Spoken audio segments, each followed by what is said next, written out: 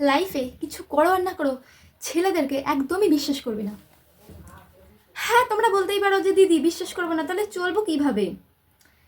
তো দেখো, বিশ্বাস করবে তবে চোখ দুটো খুলে, ঠিক আছে?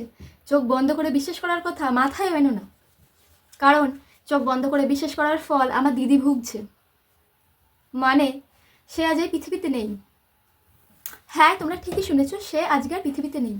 যে আগে দেখো, যে তোমার মা বাবাকে রেসপেক্ট করছে, তুমি তাকেই বিশ্বাস করো এবং ভরসা করো। তুমি যাকে বিশ্বাস করছো, তোমাকে আগে পরখ করে দেখে নিতে হবে সে তোমার বিশ্বাসের যোগ্য কিনা। ওকে, তারপরে তাকে বিশ্বাস করবে, মাথায় রেখো। ফটাফট যদি তুমি কাউকে বিশ্বাস করো না, তাহলে তোমার হাল অবস্থা যে কোথা থেকে কোথায় যাবে তুমি বুঝতেও পারছো না, ঠিক আছে?